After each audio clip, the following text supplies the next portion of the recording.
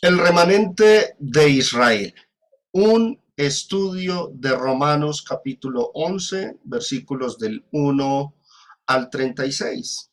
Esta será entonces nuestra lección, el seriado de lecciones con el cual daremos inicio hoy a nuestra lección 1, que tiene que ver con este tema tan interesante, el remanente de Israel. Y bueno, vamos a tener hoy nada más que la introducción al tema. El estudio sobre el tema del remanente de Israel es de suprema importancia, y más cuando vemos cómo los conflictos actuales, y sobre todo ahorita que en octubre se vio ese conflicto en el Medio Oriente. Y esto hizo que se dispararan los comentarios y creencias de muchos que enseñan que Dios tiene todavía planes con la nación de Israel. Muchos hoy día están esperando, creyendo y enseñando que en la segunda venida de Cristo, la nación de Israel será restaurada por completo. Y enseñan o creen que regresará a la existencia una teocracia como la que hubo en los tiempos bíblicos, en los días de David y Salomón. Una nación próspera, pero gobernada por el Mesías prometido en las escrituras del Antiguo Testamento. Creen muchos que al venir Jesucristo por segunda vez, se establecerá un reino de 1000 años sobre la tierra, con Israel siendo la cabeza de todas las naciones del mundo. Incluso algunos creen y enseñan que será construido un tercer templo para que desde allí el Mesías, o sea, nuestro Señor Jesucristo, gobierne a todas las naciones teniendo a Israel como su principal sede. Ahora, merece aclararse que lo que acabo de decir es la creencia mayoritaria dentro del mundo denominacional que se le tilda de cristianismo, y aún es la creencia, para sorpresa de muchos, de algunos hermanos. La creencia de los judíos actualmente es otra, muy diferente a lo que es la secuela cristiana. Ellos no reconocen a Jesús como el Mesías. Esto es importante tenerlo en cuenta. Los judíos ortodoxos no reconocen a Jesús como el Mesías, y en sus creencias ellos todavía están esperando la venida del Mesías para establecer su reino. Y creen ellos que como nación serán los más privilegiados porque Dios los va a exaltar sobre todas las naciones. Esta creencia, mis hermanos, y vale aclarar, fue la que predominó en los días de los apóstoles. En ese entonces, la mayoría de los judíos rechazaron a Jesucristo, no lo reconocieron como el Mesías prometido y siguieron a la espera de uno que los rescatara de los romanos. Hoy día el judaísmo actual sigue la misma ruta. Siguen rechazando a Jesucristo y siguen esperando un Mesías futuro y siguen añorando el establecimiento del reino de Dios. El culto de ellos, por ejemplo, cuando ellos cada año visitan el muro de los lamentos, que fue la primera imagen que puse ahí de ellos congregados ahí en el muro de los lamentos. eh, esos actos suelen estar acompañados de oraciones por parte de estos judíos pidiendo por su nación. ¿Y qué es lo que piden? La pronta aparición del Mesías y el establecimiento del reino y su restauración a una teocracia. De este último término vamos a hablar ahorita. En esta serie de lecciones, mis hermanos, vamos a abordar cada argumento y creencia moderna sobre la restauración de Israel, tanto de corrientes cristianas modernas como del judaísmo. Y vamos a ver a la luz de la escritura sagrada que Dios ya no tiene planes con la nación judía, porque ahora su propósito se ha cumplido en la iglesia. Miremos este texto. En Efesios capítulo 1 del 9 al 11 leemos lo siguiente. Dice, dándonos a conocer el misterio de su voluntad, según su beneplácito, el cual se había propuesto en sí mismo. Y observen lo que dice el verso 10, de reunir todas las cosas en quién, no en el pueblo judío, sino en Cristo, en la dispensación del cumplimiento de los tiempos, así las que están en los cielos como las que están en la tierra. Ahora dice el verso que sigue, en él asimismo tuvimos herencia, habiendo sido predestinados conforme al propósito del que hace todas las cosas según el designio de su voluntad. Este pasaje, mis hermanos, enseña claramente que el plan de Dios para con la humanidad, en cuanto a su intención de redimirla, culmina es con la obra de Cristo, no con propósitos futuros para la nación de Israel, no, termina con Cristo, se cumple en Cristo. Y de paso, ese verso 11 enseña que la herencia de Dios ahora es la iglesia. Bueno, este texto pareciera que no dijera lo que acabo de decir, que la herencia es la iglesia, porque dice, en él asimismo tuvimos herencia. Pero resulta, mis hermanos, que la traducción de la Reina Valera aquí se presta para malos entendidos, pero no es culpa de la editorial. Lo que sucede es que en el idioma griego, esa frase tuvimos herencia es muy difícil de traducir, es compleja. Y entonces ustedes podrán notar que si van y leen algunas versiones de la Biblia, unas van a decir esto, tuvimos herencia, pero otras van a decir algo diferente. Y ya vamos a aclarar ese punto, ¿no?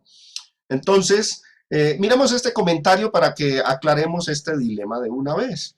El comentario bíblico Beacon dice sobre esa expresión tuvimos herencia.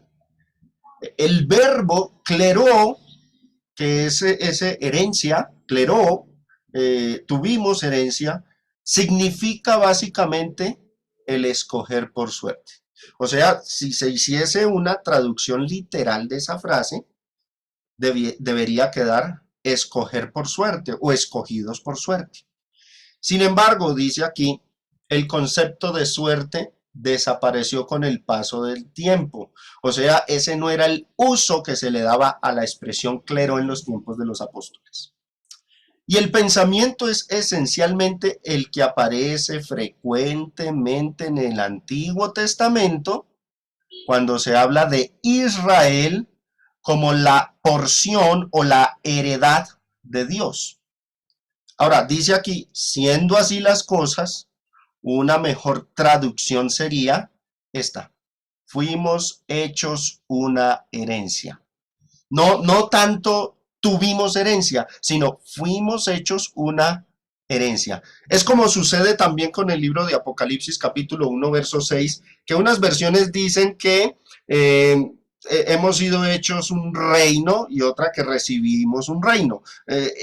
Hay discusión también sobre esa cuestión, pero aquí se dice que la traducción más exacta sería fuimos hechos una herencia. Entonces, esto es importante notarlo. Ahora, ¿por qué? Porque también en el Antiguo Testamento, mis amados hermanos, la enseñanza que fue o que sirvió de tipo y figura de esta enseñanza de Efesios 1 consistió en que el pueblo de Israel fue convertido en la heredad, herencia o territorio de Dios. Su herencia era el pueblo de Israel. La herencia es con relación a Dios.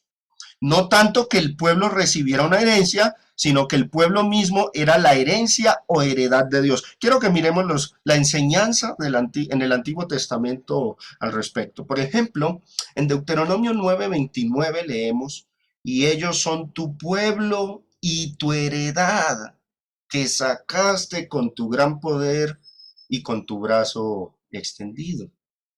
También en Deuteronomio capítulo 32, versículo 9, se dice, porque la porción de Jehová es su pueblo, Jacob, la heredad que le tocó. Claramente estos textos hablan del pueblo de Israel como la herencia o la heredad de Dios. Ahora, lo que quiero decirles es que en el Nuevo Testamento, lo que se dice en Efesios 1, más exactamente, mejor traducido, es que ahora la heredad de Dios somos nosotros los cristianos. Esa sería la línea de pensamiento del texto escrito por el apóstol Pablo e inspirado por el Espíritu Santo.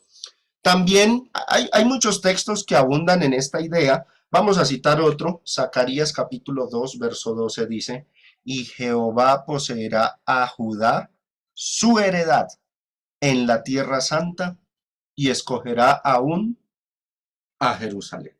Bueno, queda claro que en el Antiguo Testamento lo que se enseñaba era que el pueblo de Israel era la heredad o la herencia de Dios. Ahora, si Pablo está hablando de la iglesia como pueblo de Dios, y hay una dificultad con esa frase y tuvimos herencia que algunos discuten, algunos traductores dicen que es más exacto que signifique y nos hizo una herencia o fuimos hechos una herencia. Bueno, eso concordaría mucho mejor con la idea que ya se venía plasmando desde el Antiguo Testamento, y si reconocemos que siempre el Antiguo Testamento es un tipo, figura y sombra del Nuevo. Ahora, para despejar las dudas sobre este punto, sería interesante también examinar otras traducciones de la Biblia. Por ejemplo, la Biblia textual, tercera edición, vierte el texto de Efesios 1:11 así: en quien también fuimos hechos herederos, habiendo sido predestinados conforme al propósito del que hace todas las cosas según el designio de su voluntad.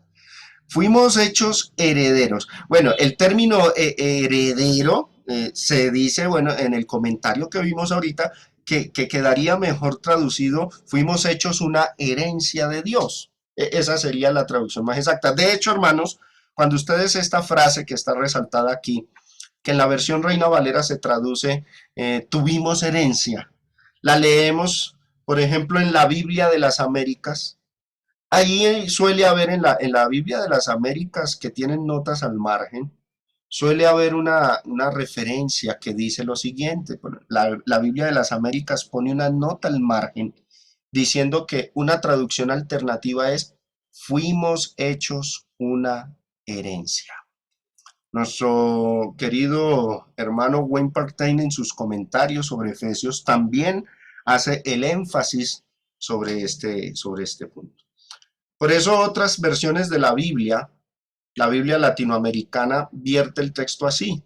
Dice, en Cristo fuimos elegidos nosotros, aquel que dispone de todas las cosas y las somete a su voluntad, decidió que fuéramos pueblo suyo. Ya plasma o transmite mucho mejor la idea que quería expresar el apóstol Pablo.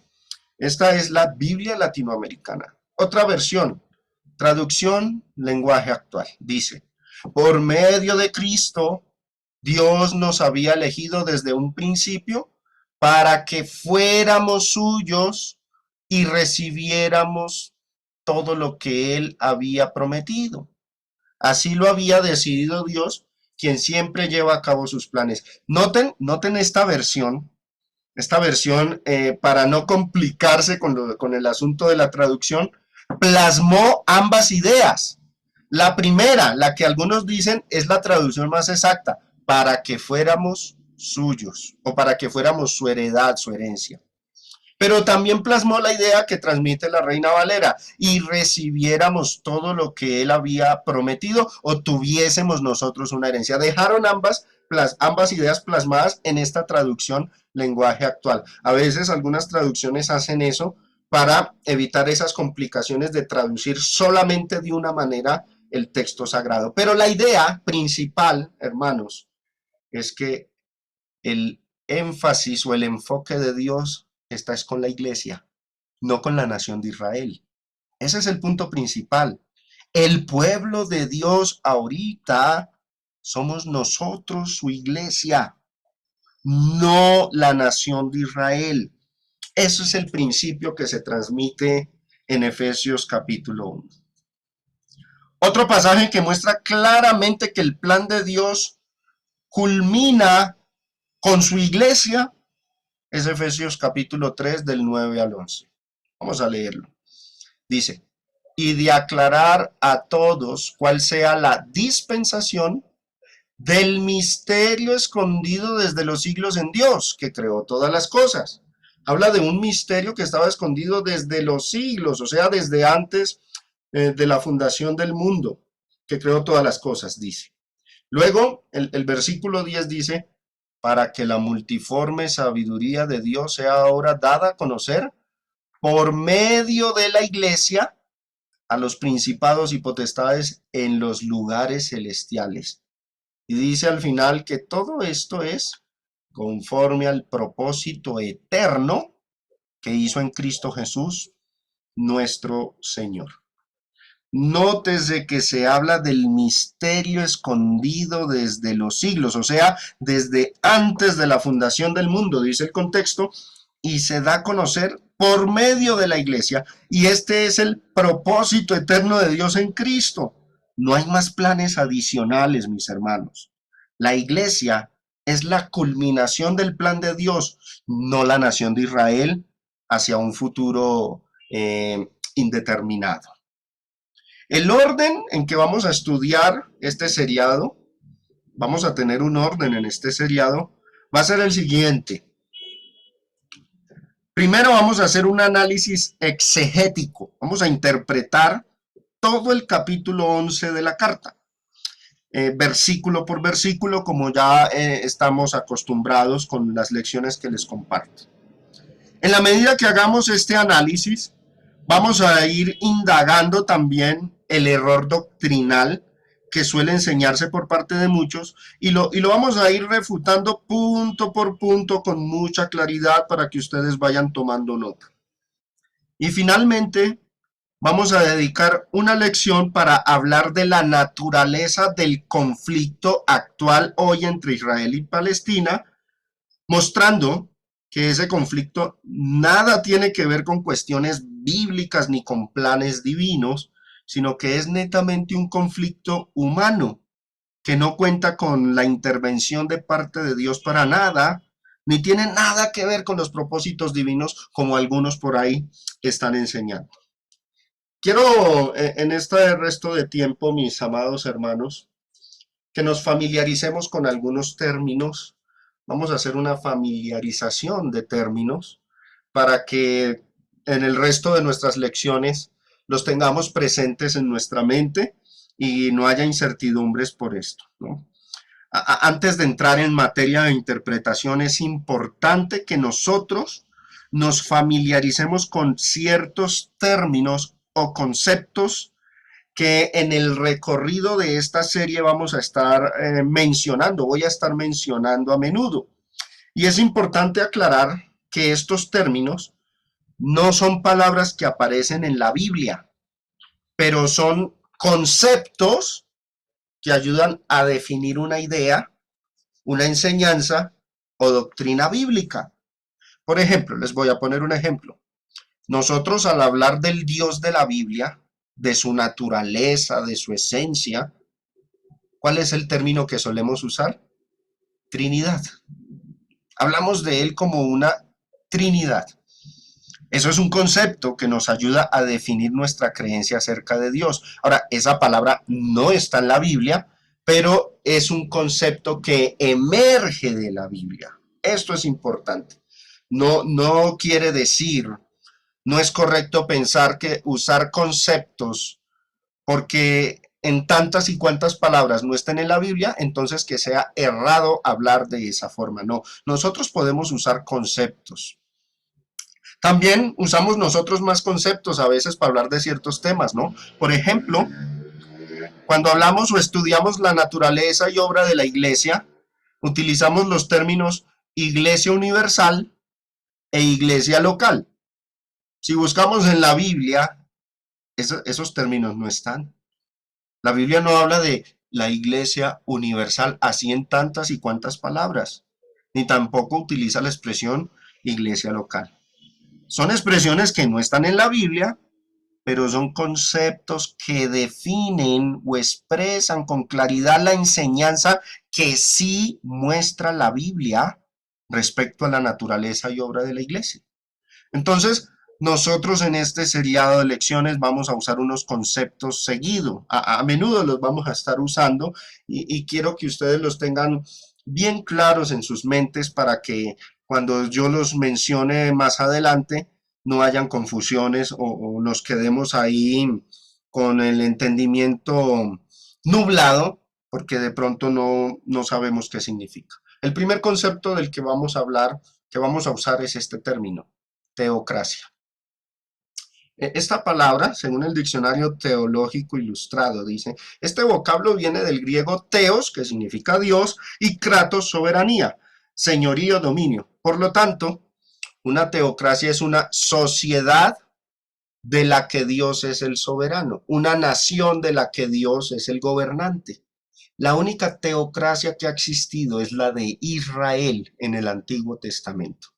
No existió en el mundo otra nación cuyo gobernante, o diríamos hoy día, cuyo presidente fuese Dios mismo. No ha existido otra nación en el mundo que haya tenido ese privilegio de decir que su propio presidente, su propio gobernante, su propio rey era Dios mismo. Fue Israel. Fue una teocracia. Pero el término teocracia significa una sociedad que es gobernada por Dios. Este término que no está en la Biblia, pero que describe claramente la relación que hubo entre Dios e Israel en el Antiguo Testamento, es usada a menudo por los que esperan una restauración futura de Israel. Cuando ellos hablan de que Israel va a ser restaurado, piensan que existirá nuevamente una teocracia. Por eso, la importancia de este término y de comprenderlo. Entonces, podemos decir que la única nación que estuvo bajo un sistema teocrático fue la nación de Israel, porque su directo gobernante era Dios mismo. La ley bajo la cual se regían los israelitas fue una ley no hecha por los hombres, sino revelada directamente por Dios.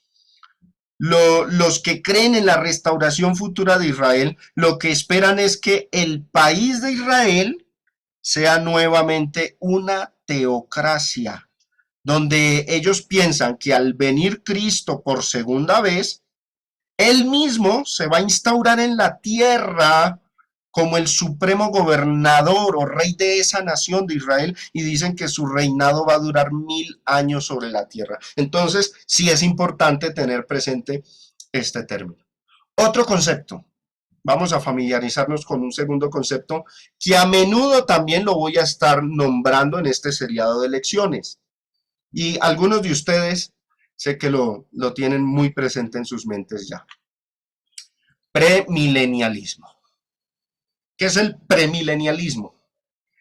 Bueno, tomé referencia de una página web y la define así. Es una enseñanza que dice que antes del fin de esta era o del fin del mundo, del fin de los tiempos, Jesús ha de reinar en la tierra en un periodo especial llamado milenio, o que va a reinar por 1000 años.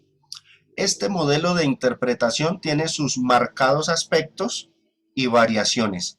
O sea, que no todos los premilenialistas están en armonía y de acuerdo con sus conceptos, conclusiones o interpretaciones. Es una postura doctrinal que dentro de sí misma tiene sus variantes entre unos y otros. Existe lo que es el premilenialismo histórico y existe el premilenialismo dispensacionalista. Bueno, de eso tendremos oportunidad de hablar en algún otro momento, pero por ahora, premilenialismo lo que tienen en común es que todos creen que cuando Jesucristo venga, va a establecer su reino en la tierra y que va a restaurar a Israel y que allá en Israel él va a permitir que se reconstruya un tercer templo y que desde allá va a gobernar el mundo por 1000 años.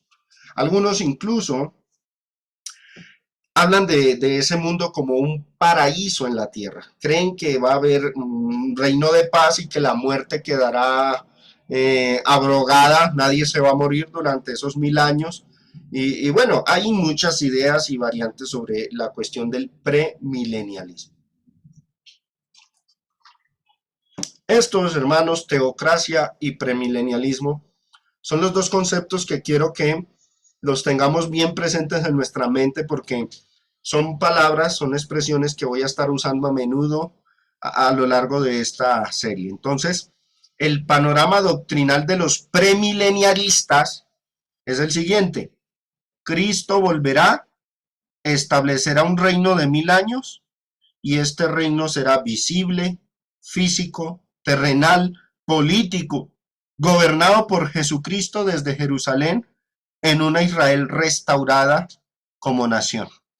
En el concepto, ese es el concepto dentro del cristianismo premilenial, ¿no? Ahora, en el judaísmo ortodoxo, ellos todavía están esperando el Mesías, ellos no creen que Jesús es el Mesías, ellos todavía lo están esperando y algunos judíos creen que cuando ese Mesías llegue, va a restaurar la nación de Israel y habrá un periodo de 1000 años de reinado sobre la tierra. Entonces también creen algo muy similar con la diferencia de que no reconocen a la persona de Jesucristo como ese Mesías. Quiero que hagamos un breve recorrido en este tiempo restante, mis hermanos, de Romanos capítulo 11, que será el texto base de nuestro estudio en esta serie.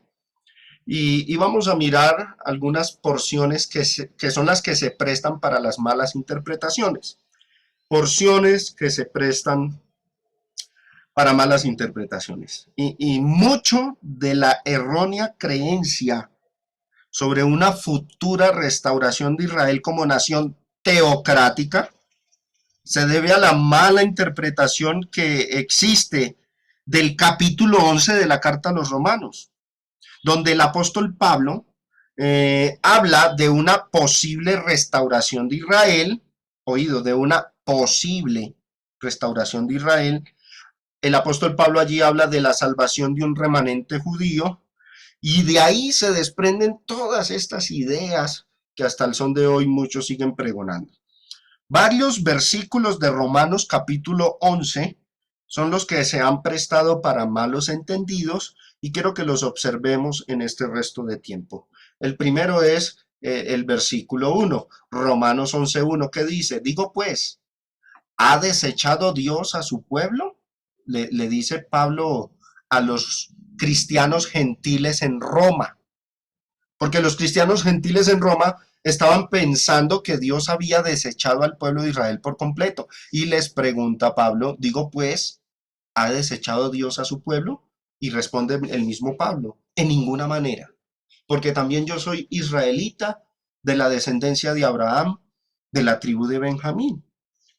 Entonces, de esto que resalto en amarillo, esa pregunta, ¿ha desechado Dios a su pueblo? Y la respuesta, en ninguna manera.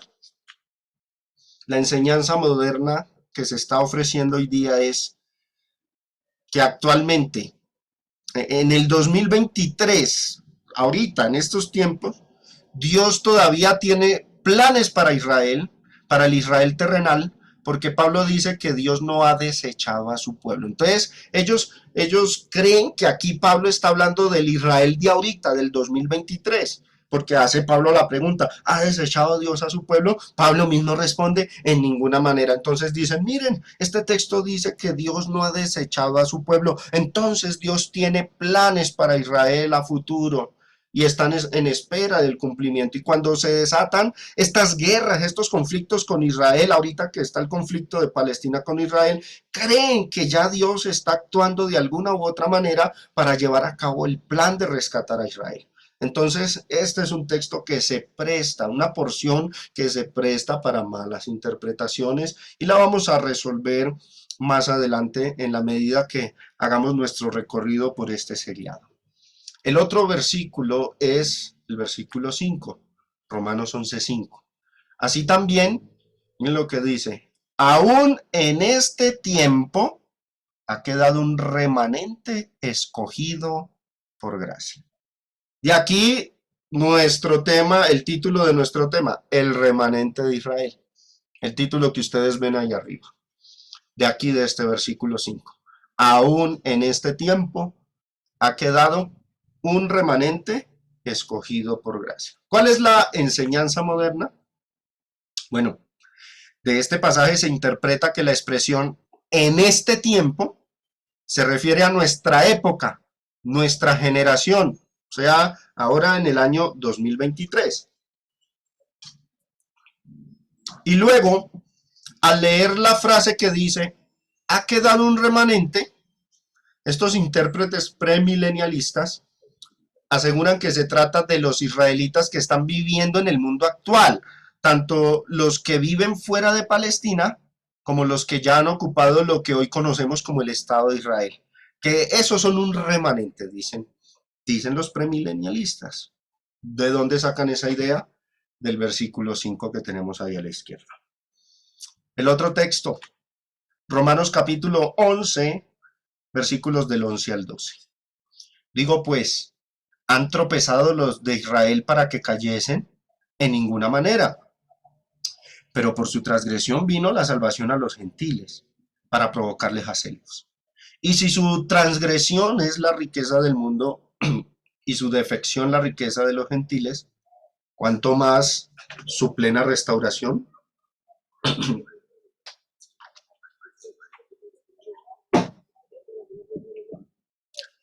Esta frase que resalto al final, ¿cuánto más su plena restauración? Es de donde ha surgido la idea de que ahora, en cualquier momento, si viene Jesucristo por segunda vez, Israel va a ser restaurado. De esa frase, de esa pregunta final, de ahí surge la idea, de ahí surge esa interpretación. Miremos la enseñanza moderna.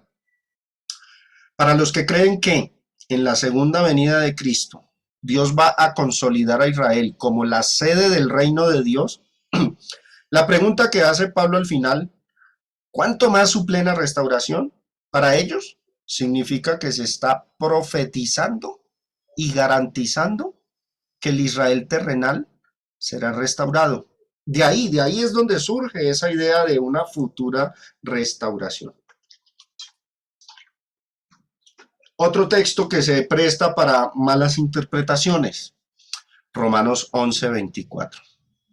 Porque si tú fuiste cortado del que por naturaleza es olivo silvestre y contra naturaleza fuiste injertado en el buen olivo, ¿cuánto más estos, o sea, los israelitas, que son las ramas naturales, serán injertados en su propio olivo? De aquí, la enseñanza moderna es la siguiente. Aquí el apóstol Pablo usa ilustraciones o alegorías. El olivo silvestre representa al pueblo gentil. El buen olivo representa al pueblo de Dios, no Israel, sino los salvos de toda época. Las ramas naturales representan a los judíos cuando aún no habían sido desgajados o cortados del pueblo. Y el ser injertados en su propio olivo, esa expresión al final, injertados en su propio olivo, para los premilenialistas, esta es una profecía que garantiza que los judíos volverán a ser una nación salva y en comunión con Dios. Entonces ellos ven en el panorama de Dios planes con Israel a futuro. Otro texto. De hecho, este que sigue es el texto, digamos, más polémico, más discutido, y también lo veremos en nuestro seriado de lecciones. Romanos 11, versículos del 25 al 26. Porque no quiero, hermanos, que ignoréis este misterio, para que no seáis arrogantes en cuanto a vosotros mismos. Observen lo que dice, lo que resalta en amarillo. Esa es la parte donde el premilenialista hace énfasis. Que ha acontecido a Israel endurecimiento en parte hasta que haya entrado la plenitud de los gentiles y luego todo Israel será salvo, como está escrito. Vendrá de Sión el libertador, que apartará de Jacob la impiedad. Este es el texto más polémico y el más discutido. Ha acontecido a Israel endurecimiento en parte hasta que haya entrado la plenitud de los gentiles. Y luego, ¿qué va a suceder? todo Israel va a ser salvo, restaurado. De ahí sacan todas estas ideas. Miremos bien la enseñanza moderna. Los premileniaristas ven en este pasaje la promesa de una restauración. Cuando hablan del endurecimiento de Israel, lo interpretan como la falta de fe y su rechazo a Jesucristo que se vio desde el primer siglo y que continúa hasta ahora. Luego, cuando leen esa expresión, hasta que haya entrado la plenitud de los gentiles, aseguran que aquí se está hablando de la era de la iglesia. Se dice que la iglesia fue un arreglo temporal, un marco de tiempo donde Dios salva a los gentiles, pero que llegará un tiempo donde llega la plenitud y luego de eso, Cristo aparece por segunda vez para salvar a Israel y restaurarlo como nación. ¿De dónde sacan que aquí se habla de la segunda venida de Cristo? Miren que ahí dice, miren Romanos 11, vendrá de Sion el libertador. De ahí lo interpretan como la venida final de Jesucristo. Y el otro texto polémico que vamos a estar indagando es Romanos 11:28. Así que en cuanto al Evangelio, son enemigos por causa de vosotros, pero en cuanto a la elección, son amados por causa de los padres. Algunos cuando se preguntan, pero no creo que Dios tenga planes con Israel, porque ahora el pueblo de Dios es la iglesia. Cuando uno responde de esa forma, el premileniarista responde y dice, pero Dios ama a los israelitas indiferentemente de si desobedecieron el evangelio, porque Dios los ama por causa de los antepasados, de Abraham, de Isaac, de Jacob, por causa de los padres. Bueno, la enseñanza moderna sobre esta frase, dicen los adeptos de la doctrina de la futura restauración de Israel como nación, que el versículo 28 asegura que Dios jamás desechó a los israelitas o judíos como nación, porque por causa de los padres los debe amar incondicionalmente. Entonces, que la iglesia no es el clímax, que la iglesia no es el plan final de Dios, que el plan final de Dios es nuevamente Israel, restaurarlo como nación. Aquí, mis hermanos, las porciones de Romanos capítulo 11 que se prestan para malas interpretaciones. Hemos visto con exactitud cuáles son esas porciones, las he resaltado en amarillo, para que ustedes noten de dónde se desprenden las malas interpretaciones, cómo son esas enseñanzas. Hasta este momento no hemos entrado en materia de interpretación, vale aclarar esto, ¿no?